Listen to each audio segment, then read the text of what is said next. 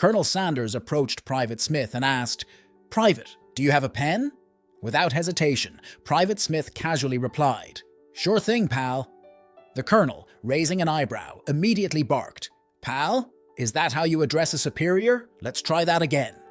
Colonel Sanders repeated the question sternly, "Private, do you have a pen?"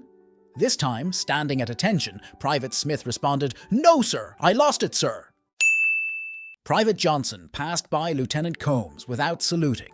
Lieutenant Combs called him back and sternly barked, "You failed to salute me. As punishment, you will salute me 100 times right now." Seeing that strange scene, Colonel Sanders approached and asked, "What are you two doing?" Lieutenant Combs quickly explained, "This private didn't salute me, so I've ordered him to salute 100 times as punishment." With a grin, Colonel Sanders replied, "Well, that's fair, sir, but don't forget that each time he salutes, you must salute him back." In 1942, during World War II, Private Johnson was lying on a makeshift cot in a busy military hospital. He had just finished his treatment, and now a female doctor, with her brow furrowed, was reviewing his medical records. As part of the post-treatment checkup, the doctor asked him, "When was the last time you had intercourse with a woman?" "1940, ma'am," Private Johnson replied. The doctor raised her eyebrows in surprise. "That was quite a while ago," she remarked. Private Johnson glanced at the clock and with a grin said, "Well, ma'am, it's only 2040 now." While General Simpson walked through the camp, he noticed a young private frantically trying to straighten his uniform and hide a sandwich inside his shirt. Simpson approached the private with a raised eyebrow. "Private, what exactly are you doing?" The nervous soldier stammered, General, just preparing for the battle, sir." Simpson smirked and continued, "And what's that inside your shirt? A top-secret military ration?" The private sheepishly revealed the sandwich. "No, sir, just in case the enemy doesn't want to take a lunch break." Simpson gave a thoughtful nod. "Ah, tactical rations, I see. Just make sure you don't confuse that sandwich with a grenade. Could end in quite the explosive lunch." General LeMay stopped in front of a nervous young recruit and asked, "Son, what do you do if your plane catches fire?" The recruit replied, "General, I jump out, sir."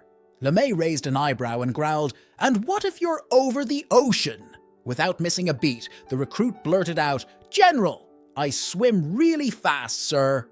LeMay narrowed his eyes and asked, "And what if there's no island in sight?" The recruit replied, "General, I'll just swim in circles until one shows up, sir." LeMay, not letting up, continued, "And what if you've been swimming for too long and no one comes?" The recruit blinked, then straightened up and answered, "General, in that case, I'll pretend to drown and wait for a mermaid to rescue me. Who knows, maybe one day I'll become the king of Atlantis." LeMay cracked a rare smile. "Imagination is more important than knowledge. Good answer, son." During an inspection, Lieutenant Combs noticed that Private Johnson had forgotten to shine his shoes. Lieutenant Combs barked, "Private, your shoes look like shit."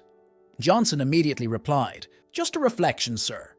Colonel Sanders, overhearing the exchange, laughed and said, "Good answer, Private, but I'm afraid you'll be polishing toilets instead of those reflective shoes."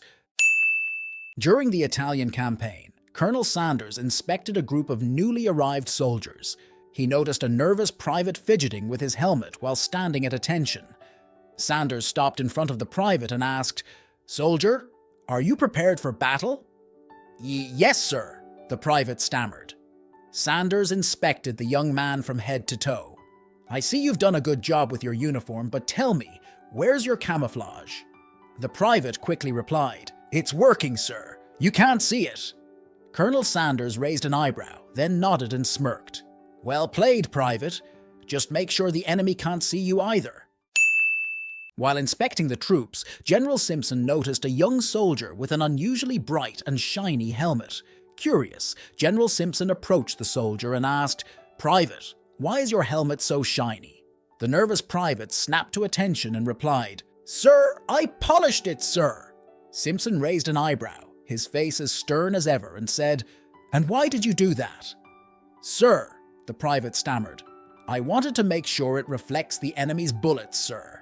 The troops nearby stifled their laughter, and even General Simpson couldn't help but crack a smile. "Well, Private," he said, "if that works, we might have to polish all our helmets. And if it doesn't, at least we'll blind them with our brilliance. Carry on."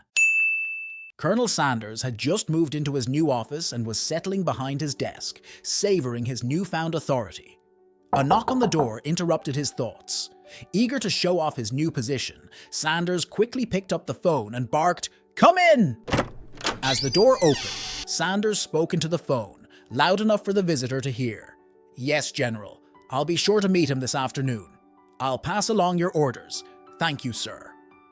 He hung up the phone, turned to face the young soldier and asked, "What do you want, soldier?" The young soldier, barely hiding a grin, replied, "Oh, nothing much, sir. I'm just here to hook up your telephone." Colonel Sanders, his face turning a slight shade of red, cleared his throat and said, "Well, good. It's about time. I was just testing the acoustics in here."